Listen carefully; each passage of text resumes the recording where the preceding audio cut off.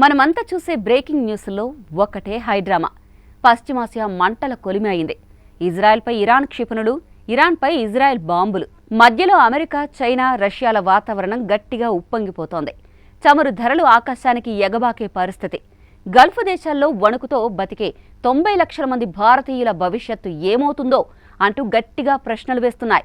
ఇలాంటి పరిస్థితుల్లో భారత్ ఎవరికి సపోర్ట్ చేస్తుంది? ఇజ్రాయెల్ వైపు నిలుస్తుందా, లేక ఇరాన్ వైపు ఉంటుందా, లేదా నిశ్శబ్దం వహించి తన ప్రయోజనాలు కాపాడుకుంటుందా? ఈ స్టోరీని పూర్తిగా తెలుసుకోవాలంటే మనం ఈ వీడియో చివరి వరకు చూడాల్సిందే. ఇజ్రాయెల్ జూన్ 13న ఆపరేషన్ రైజింగ్ లైన్ అనే సైనిక దాడి మొదలుపెట్టింది.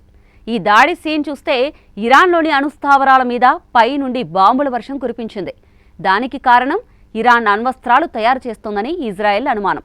అది ప్రపంచానికి పెనుముప్పని భావించి ఈ దాడి చేసిందని జస్టిఫికేషన్ అయితే ఇచ్చింది. ఈ దాడి తర్వాత టెన్షన్ మరింతగా పెరిగింది. ఇరాన్ కూల్చేసిన ఇజ్రాయెల్ బాంబులు, క్షిపణుల శబ్దం టెల్ అవీవ్ రోడ్లలో ప్రతిధ్వనిస్తుంది. ఇదే సమయంలో చమురు మార్కెట్లు గందరగోళంలో పడ్డాయి. ఎందుకంటే ఈ యుద్ధం కొనసాగితే చమురు సరఫరా నిలిచిపోతుందనే భయం అందరిలో ఉంది. ఇప్పుడు మనం మైండ్ ఫోకస్ భారత్ వైపు మళ్లిద్దాం. భారత్ పరిస్థితి చూస్తే ఇజ్రాయెల్తో భద్రత, డిఫెన్స్ సపోర్ట్ ఉంది. అదే టైంలో ఇరాన్ నుండి చమురు తీసుకుంటుంది. దానికి తోడు చారిత్రక, సాంస్కృతిక సంబంధాలు కూడా ఉన్నాయి. ఈ రెండు దేశాల మధ్య భారత్ ఎక్కడ నిలవాలి అనే సవాలుంది. ఇరాన్తో ఉన్న చమురు సంబంధాలు, గల్ఫ్ దేశాల మీద ఆధారపడే భారత్ ఆర్థికత, 90 లక్షల మంది భారతీయులు గల్ఫ్ ప్రాంతంలో జీవిస్తున్నారు అన్న సంగతి భారత్ మర్చిపోలేదు. పైగా ఇజ్రాయెల్ భారత్కి డిఫెన్స్లో నమ్మకమైన స్నేహితుడిగా నిలిచింది. కాబట్టి ఈ ఘర్షణలో భారత్ ఒకవైపు నిలవడం అంటే చాలా సున్నితమైన విషయం. ఇంకో పెద్ద పిక్చర్ చూస్తే ఈ యుద్ధంలో అమెరికా స్పష్టంగా ఇజ్రాయెల్కి మద్దతు ఇస్తోంది.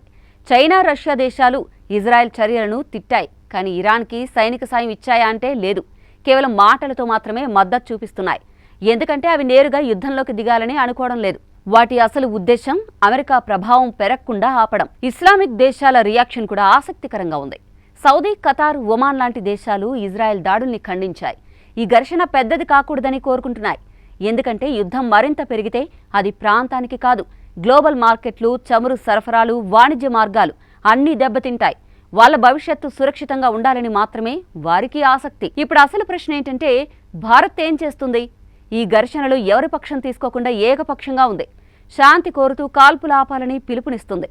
కానీ పరిస్థితి ఇలాగే కొనసాగితే భారత్ తన వ్యూహాత్మక, ఆర్థిక ప్రయోజనాలను బట్టి చివరకు ఏదో ఒక నిర్ణయం తీసుకోవాల్సి ఉంటుంది. ఇరాన్, ఇజ్రాయెల్ ఏదో ఒకటి పైచేయి సాధించినప్పుడు దానికి అనుగుణంగా భారత్ తన పాలసీ మార్చుకునే అవకాశం ఉంది. చివరిగా అందరం ఒక ముఖ్యమైన విషయాన్ని గుర్తుంచుకోవాలి. ఈ ఘర్షణ కేవలం ఇరాన్, ఇజ్రాయెల్ సమస్య కాదని, ఇది పశ్చిమాసియా గుండా మొత్తం ప్రపంచానికి పరిణామాలను తెచ్చే సింధు సముద్రంలో పెల్లుబికిన తుపాను అని. చూడాలి మరి ఈ తుపాను మరింత పెరుగుతుందా, లేదా యుద్ధం ఆగిపోతుందా? భారత్ వంటి దేశాలు ఈ తుపాన్లో తమ నావను సురక్షితంగా నడిపించగలవా?